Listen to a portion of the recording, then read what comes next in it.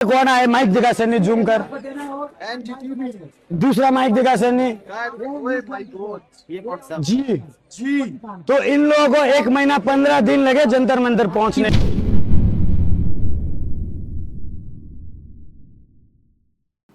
ഇന്നലെ രാജ്യതലസ്ഥാനത്ത് നടന്ന കാര്യങ്ങൾ സ്വതന്ത്ര ഇന്ത്യയുടെ ചരിത്രത്തിൽ തന്നെ സംഭവിക്കാത്ത കാര്യങ്ങളാണ്.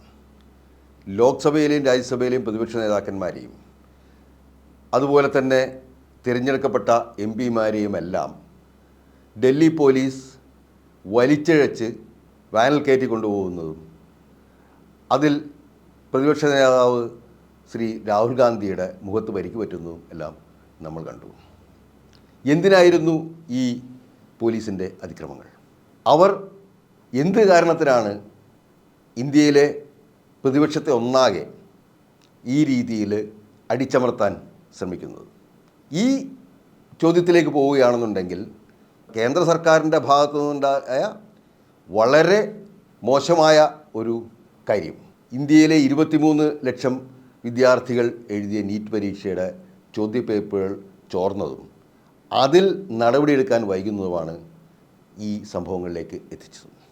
തൊട്ട് തലേ ദിവസം വളരെ സമാധാനപരമായിട്ട് സമരം ചെയ്തുകൊണ്ടിരുന്ന വിദ്യാർത്ഥികളെ ജന്തർ മന്ദറിൽ നിന്ന് പ്രകോപനം സൃഷ്ടിച്ച് അതിക്രൂരമായി മർദ്ദിക്കുകയും അതിൽ അനേകം വിദ്യാർത്ഥികൾ ആശുപത്രിയിലുമാണ്. അതിൽ നമ്മൾ ശ്രദ്ധിക്കാനുള്ളൊരു പ്രധാനപ്പെട്ട കാര്യം, ഈ കാര്യത്തിൽ നമ്മുടെ ദേശീയ മാധ്യമങ്ങൾ എന്ന് പറയുന്ന പ്രത്യേകിച്ച് ഇംഗ്ലീഷ് ചാനലുകൾ എടുത്ത സമീപനമാണ്. കഴിഞ്ഞ 20 ദിവസവും അവർ ഈ സമരത്തെ പൂർണ്ണമായിട്ടും അവഗണിച്ചു.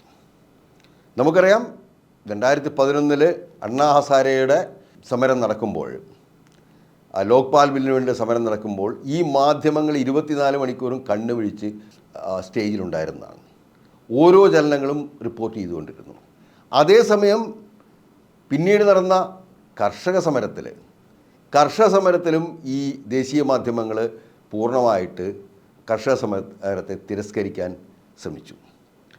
ആ തിരസ്കരണവും തമസ്കരണവും നടക്കാതെ പോയത് ഉത്തരേന്ത്യയിലെ സാധാരണ ഹിന്ദി ചാനലുകൾ, ലോക്കൽ ചാനലുകൾ ഈ സംഭവങ്ങൾക്ക് വലിയ പബ്ലിസിറ്റി കൊടുത്തുകൊണ്ടാണ് അവസാനം നിവൃത്തിയില്ലാതെ ഈ ദേശീയ മാധ്യമങ്ങൾക്ക് ഈ കർഷക സമരം റിപ്പോർട്ട് ചെയ്യേണ്ടി വന്നത്.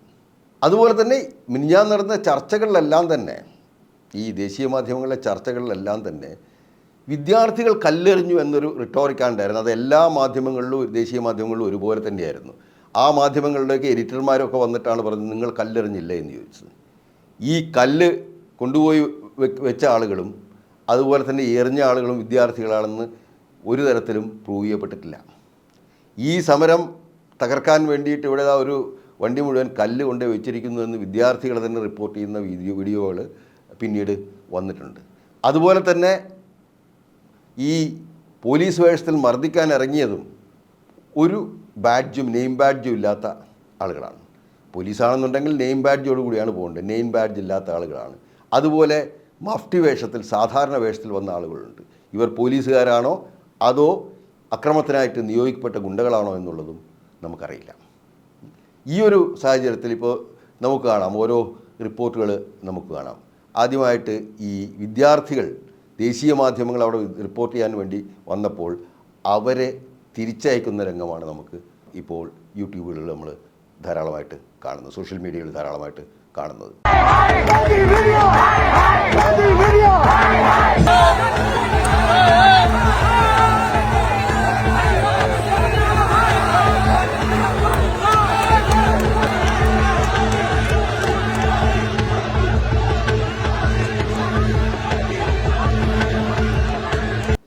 അതുപോലെ തന്നെ ഈ ചാനൽ പ്രതിനിധികൾ അവിടെ വന്നിട്ട് അത് റിപ്പോർട്ട് ചെയ്യാതെ, ചോദ്യങ്ങൾക്ക് മറുപടി കൊടുക്കാതെ മടങ്ങിപ്പോകുന്ന രംഗങ്ങളുണ്ട്. 10 मिनट से सुन रहा हूँ मैं, पूरा झूठ नैरेटिव फैला रही है वो औरत। एनडीटीवी 10 मिनट से झूठ नैरेटिव फैला रही है, लाइव है ये लोग। जितने भी गोदी मीडिया से तब से ये लोग नहीं आ रहे थे, ये अब आने शुरू किए हैं, क्योंकि इनकी जो सारी प्लानिंग थी, पहले यहाँ से सोनम सर को हटाना है, उसके बाद इनको ब्रॉडकास्ट करना है, उसके बाद इनको दिखाना है कि सोनम सर को लेकर के चले गए हैं। इस वजह से ये सारी गोदी मीडिया जो है ये अब आई है, देख लो। कौन आए माइक दिखा सर ने जूम कर, दूसरा माइक दिखा सर ने जी। तो इन लोगों को 1 महीना 15 दिन लगे जंतर मंतर पहुंचने. യോഗേന്ദ്ര യാദവ് എന്ന നമ്മുടെ പ്രധാനപ്പെട്ട ഒരു സോഷ്യൽ ആക്ടിവിസ്റ്റ് ഈ പത്രങ്ങളിൽ വന്നിട്ടുള്ള വാർത്തകളെക്കുറിച്ച് പറയാവുന്ന കാര്യങ്ങളും നമുക്ക് കാണാം.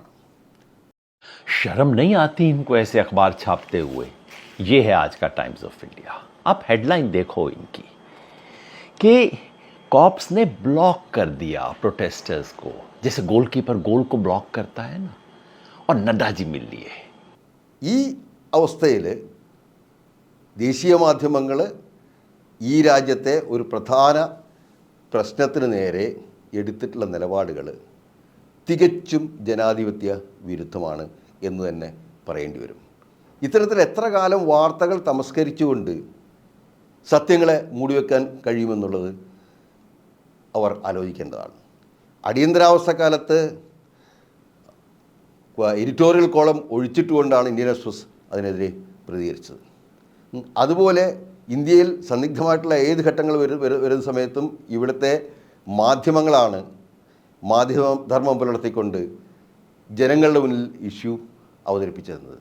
അത് ഏത് കേസുകളിലാണെന്നുണ്ടെങ്കിൽ അത് നമുക്ക് കാണുവാൻ സാധിക്കും. വലിയ അഴിമതികൾ പുറത്തു കൊണ്ടുവരുന്നത്, വലിയ ക്രൂരതകൾ പുറത്തു കൊണ്ടുവരുന്നത്, ഇപ്പം പകൽപൂർ ബ്ലൈൻഡിങ് കേസ് പോലുള്ള കേസുകൾ കൊണ്ടുവരുന്നത് മാധ്യമങ്ങളായിരുന്നു.